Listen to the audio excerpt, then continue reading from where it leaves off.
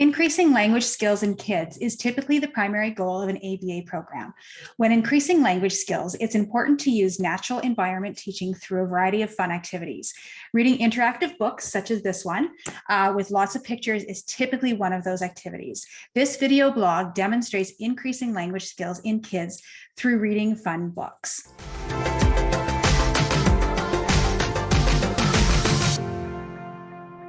I went to the dollar store last night and I came across a whole bunch of books that were absolutely amazing, and I couldn't believe they were at the dollar store.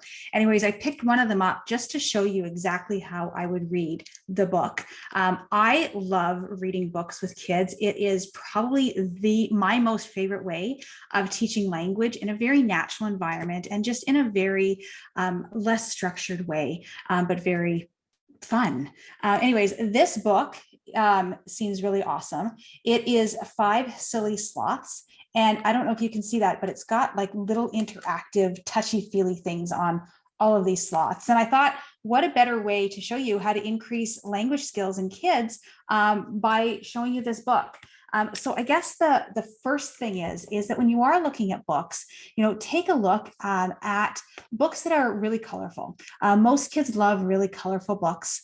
Sloths are in right now. I also had a choice with unicorns too, but I thought sloths was a lot more gender neutral. When I look at these books, I don't read word for word. I find that if I read word for word with a lot of the kids I work with, I lose them. So how would I read this book to a learner? Well, first of all, when I was at the dollar store last night, I actually took these books and I, looked at them for probably a good 5 to 10 minutes just to imagine the way I would look at this with the student. So if I have a student who is, learning and just starting out, I'm going to probably read through this really quickly. I want to teach the student that they should be reading a book from beginning to end, but reading is subjective, right? So what I would do with a very beginner student who doesn't sit for very long is I say, hey, look at these sloths, touch them. And, hopefully I can get some touching there. And then I might say, look at these fun sloths. Look at this page too. It's a blue one. I see a blue one. And oh my goodness, I see a green one. And look, the book is all done. You get to go. That's it. That's all, right? Your goal is really getting the student to sit. If you've got a student who is sitting for a little bit longer, you can make this book very interactive.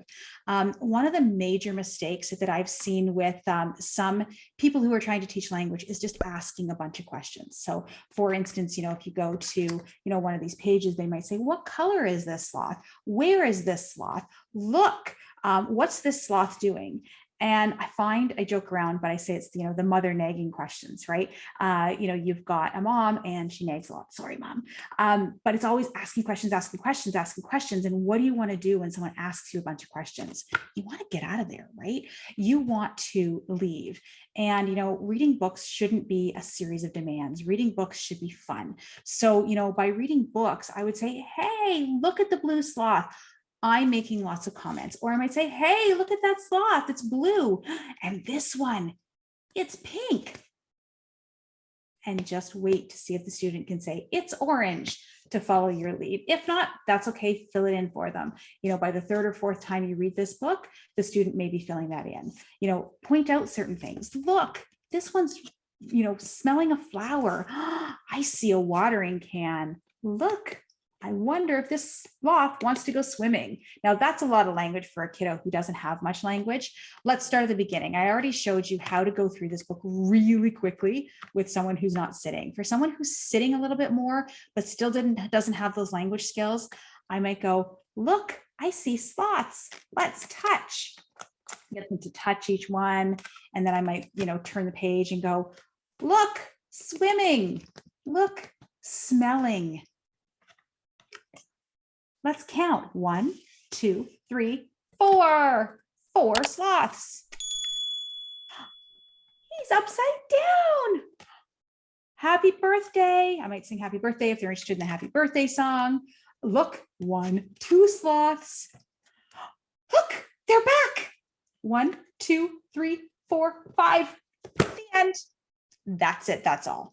For a student who has more language than that, you can get a lot more interactive, right? So you can say things like, Look, swinging. Again, establish your goal before you start the book, right? This book could be about counting. This book could be about colors. This book could be about verbs. So it really depends on what you're working on. If you're working on all three, great, and you're trying to generalize all three and the student can sit for it and has the language, amazing. Otherwise, work on one thing. Look, let's count. 1, 2, 3, 4, 5. Look, let's count. 1, 2, 3, 4, 5. You got it. Look at this page. 1, and wait, just wait. 2, 3, 4, right? If you're working on verbs, you can do things like upside down. It's not a verb. Sleeping. Silly sloth. Smelling. Sleeping. Look, he's swimming, right? Or you can work on things like colors. I see blue, pink. Wait, orange. See how I'm waiting and I'm not asking the question like, what color is it? What's this? What's he doing? What's next?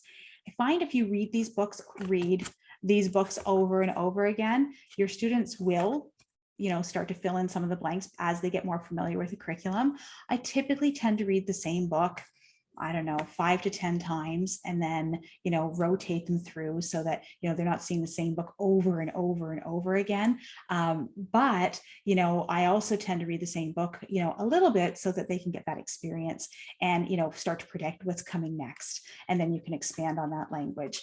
I also use the kind of 1-up rule. I'm not sure if you've heard of the 1-up rule, but when you're teaching language in kids, the 1-up rule is if they give you one word, you model back with 2. So if they say sloth, you can say blue sloth. If they say orange sloth, you can say orange sloth sleeping. So you're giving them one more word each time just to model it.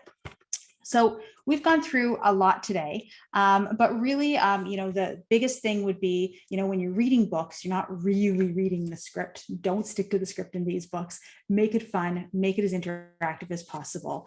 Make comments instead of asking questions. And if your child's starting to lose interest or doesn't have much interest to begin with, read it really fast, finish the book and be all done. And that's it. So click, in around the link on this video to get your free storytime tips. In the free storytime tips, there'll be a lot of this information that I just shared with you today.